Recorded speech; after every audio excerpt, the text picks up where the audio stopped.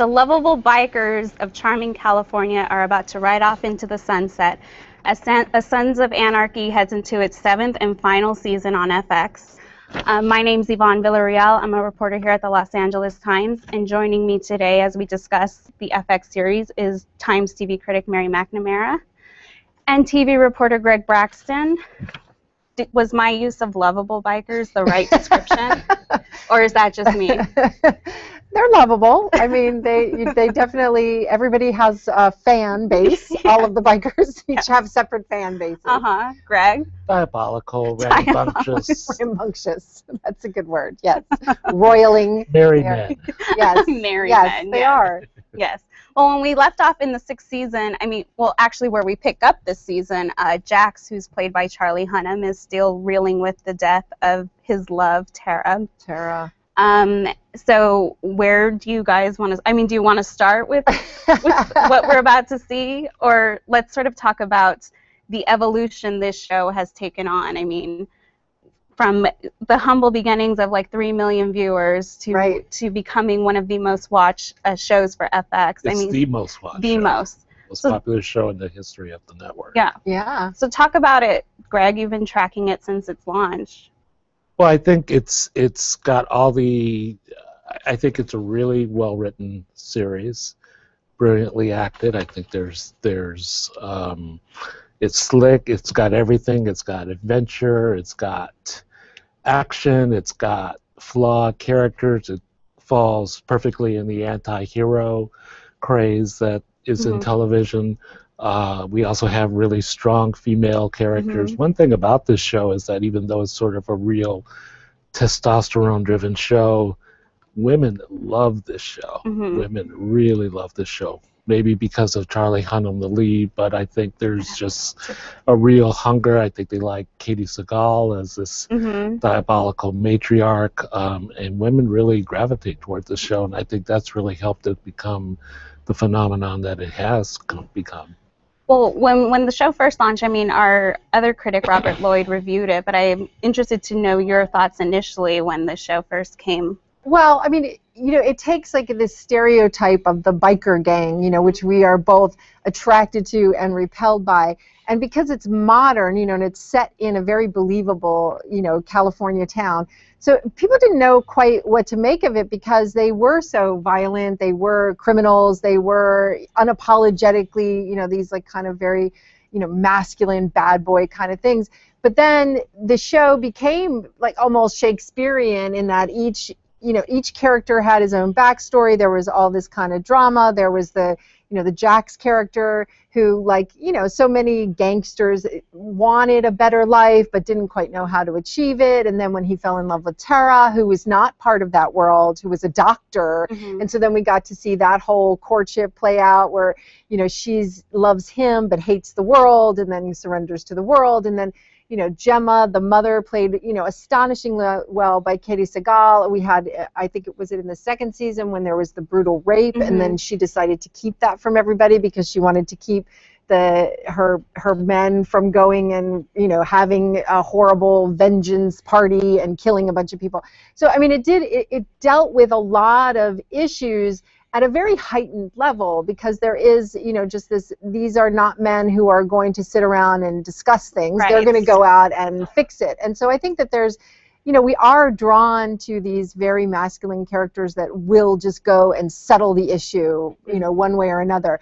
I think, that they did they brought the IRA in at one point. There was like this kind of reaching a little bit, I think, kind of in the middle of the run. But it has gained popularity because the characters are resonant. And again, so that we come down to, the main value of television is that you create these characters, you can do whatever you want with them. They can be whoever you want them to be as long as people care about them. And people care about the guys in the gang. It really humanized them. And the other part of the equation is that the people on the lawful side are almost as bad or worse than the outlaws.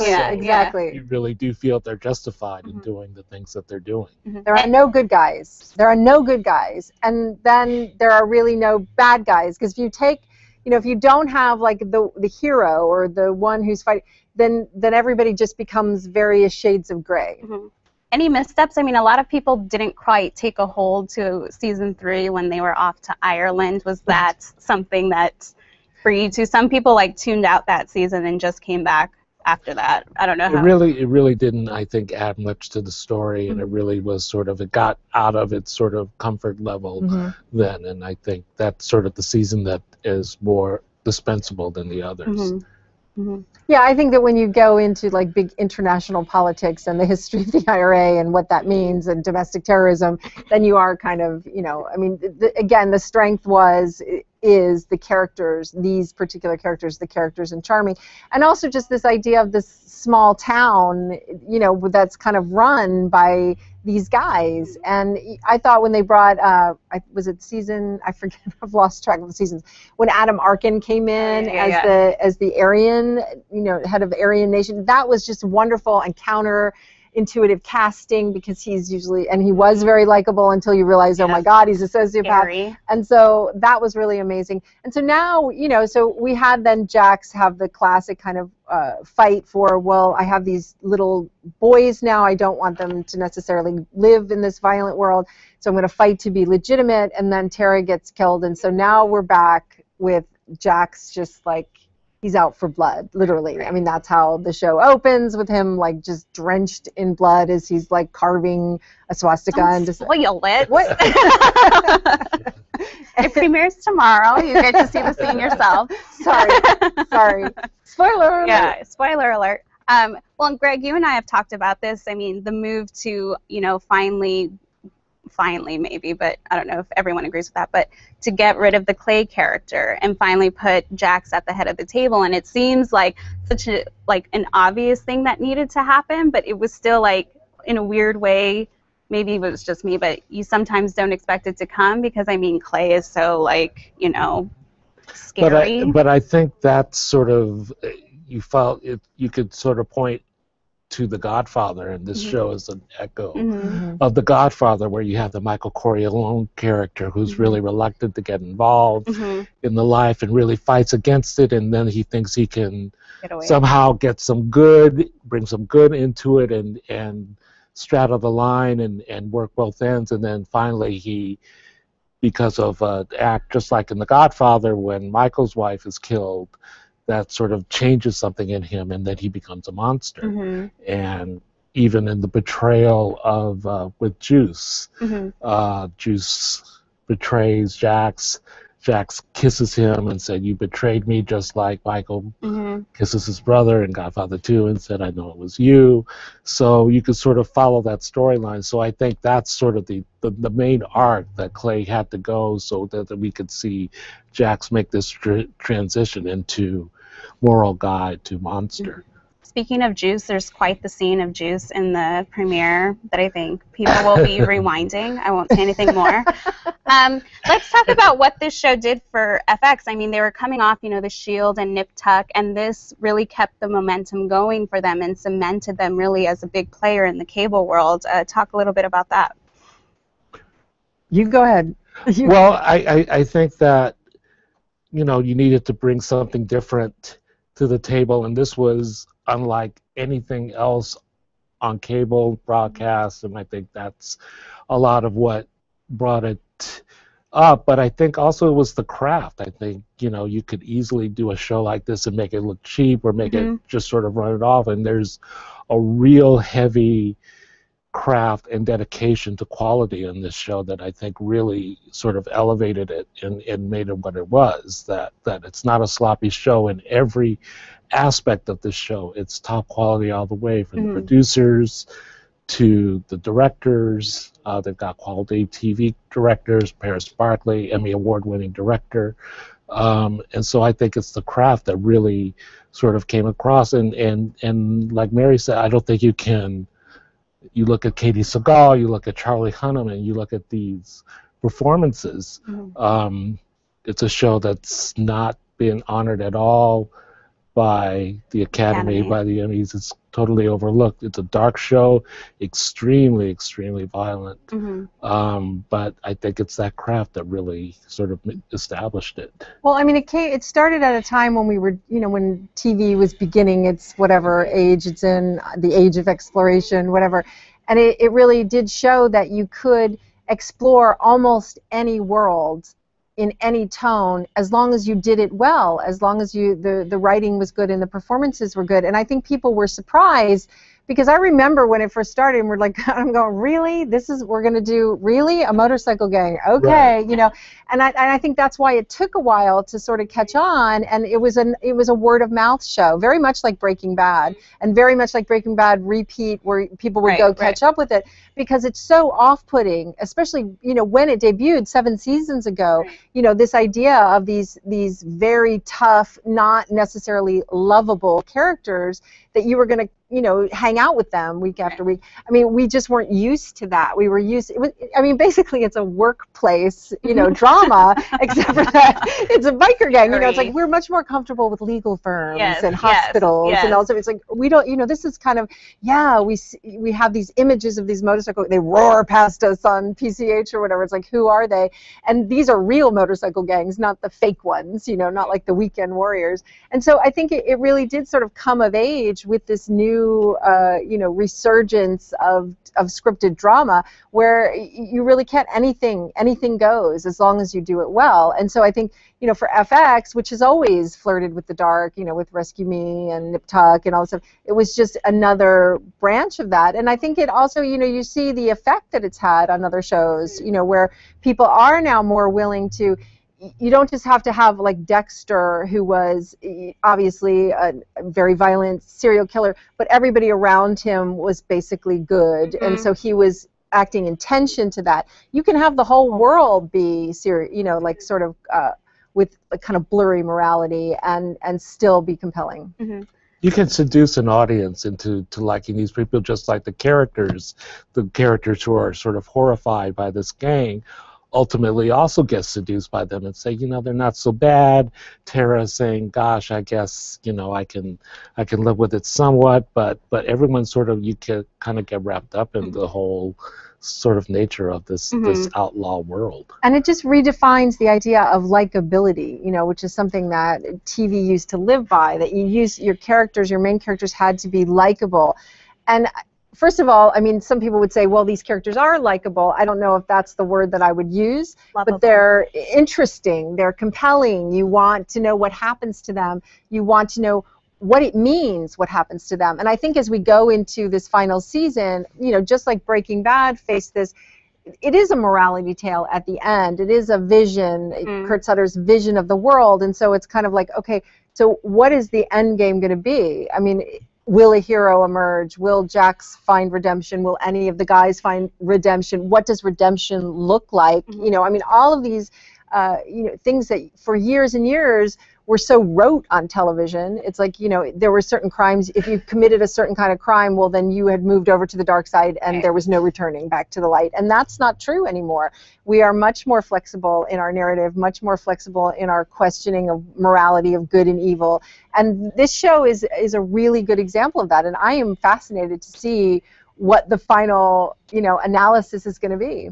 Has it been frustrating for you, as it maybe has been for Kurt Sutter, as we're well aware, in terms of it not being recognized by the Academy? I mean, Katie did get a Golden Globe. Yeah, and she got she got an Emmy nomination for that, didn't she? I don't know. No, she's never gotten an Emmy shocking. nomination. Yeah.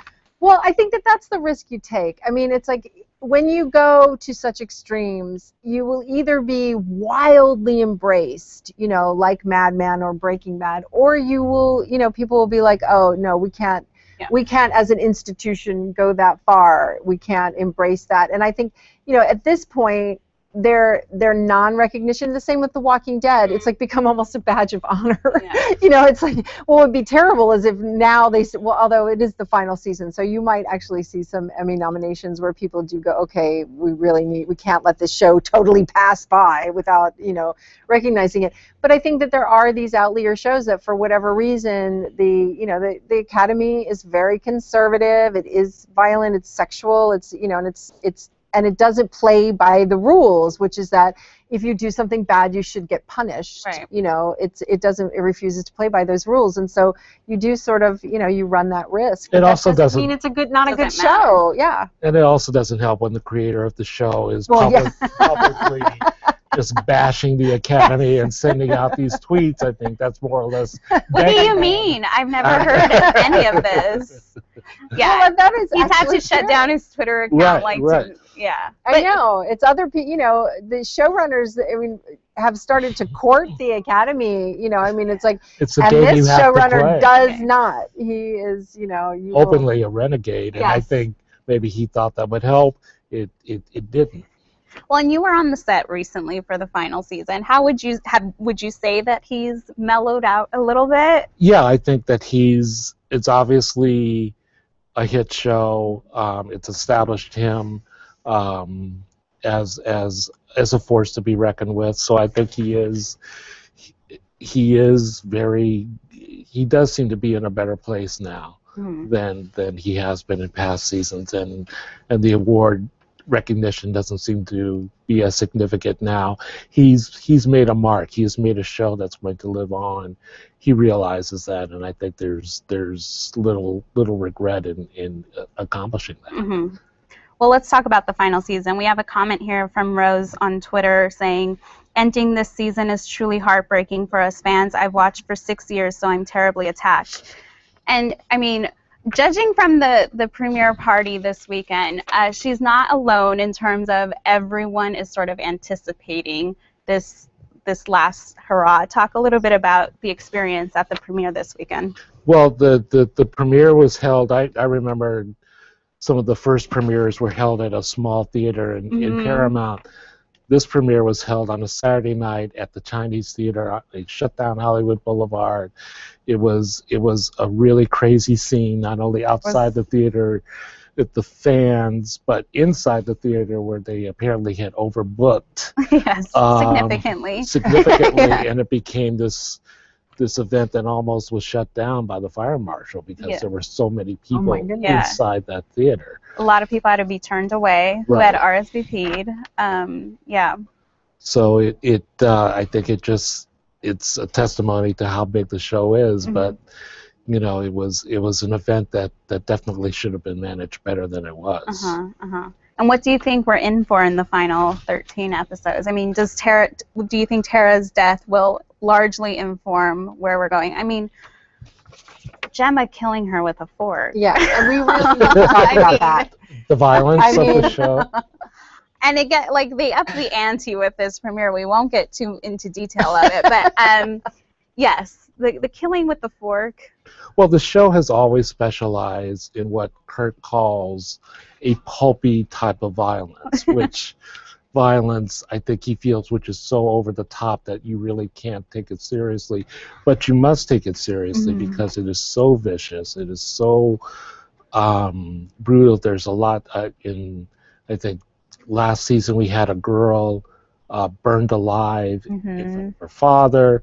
We've had mutilations. We've had maimings. We had a guy bite off his tongue by slamming his head on the table. We've had just to name a few, just really inventively horrific ways of violence, which doesn't seem to turn off the audience. Right. I mean, you don't hear anybody complaining about Sons of Anarchy being too violent, but it really is something that I think bothers a lot of people, including Mary.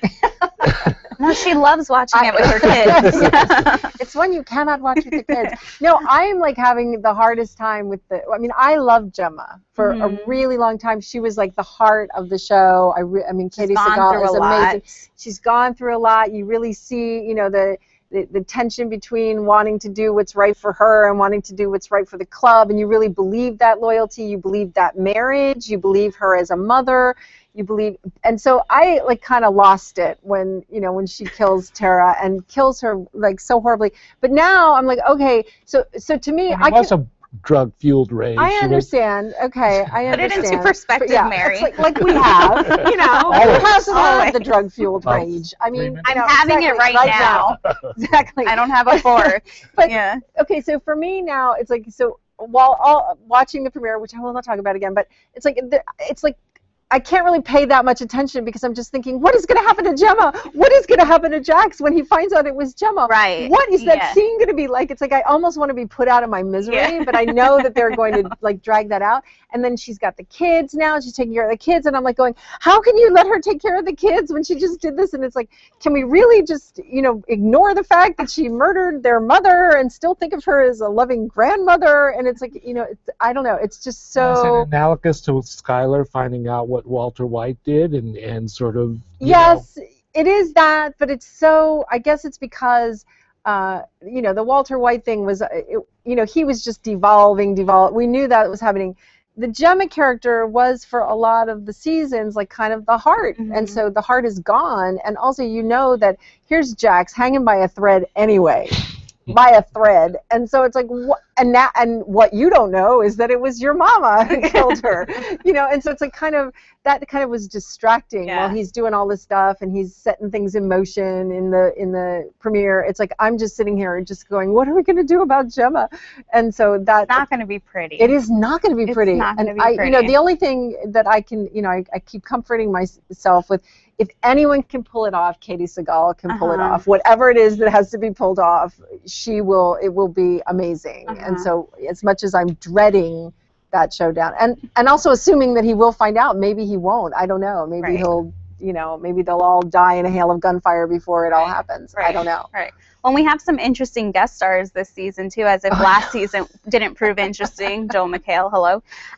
We've got Leah Michelle, Malcolm Jamal Warner, who Kurt said he really hopes Mr. Bill Cosby sits down and watches Malcolm in this episode.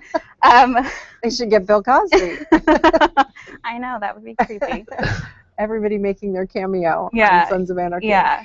But, you know, I mean, what you were talking about with the, you know, that huge turnout for the premiere, I mean, it just goes to show you, I mean, not to deride the Television Academy, but it's like an Emmy doesn't matter. You know what I mean? It's like, it doesn't, you don't need an Emmy to have a really dedicated fan base. You don't need Emmy nominations to grow your fan base to be a successful show anymore. It's like there are all sorts of different ways to get to the audience, and, you know, and just people talking about, I mean, was kind of funny.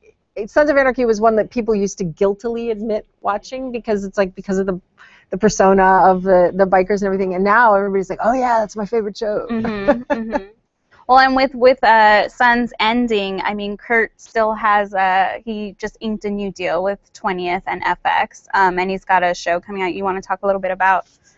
Well, I guess it takes place in the days of King Henry or something like that, and it's about a bastard swordsman who tries to do good but then is drawn back into a life of violence. A lot of, you know, I guess the themes that he visited in Sons of Anarchy. So with swords. And he's teaming with Brian Grazer, right? Right. Yeah. Right. Should be interesting. That'll be fun. Yes. Do you have high hopes for that? Do you think he can? Well, I mean, his resume now, in addition to Sons, he worked on The Shield. So this is definitely a guy that needs to be watched and is obviously, you know, has high standards. So it will be one I think people will be looking forward to. How do you think people should watch this premiere? What's the best way? Having seen it, what is your advice? Don't eat dinner before. Don't eat dinner before. Yeah. It's pretty intense. It is pretty intense, but it's it's got a high body count. Well, guys, that will do it for us. Thanks so much for tuning in.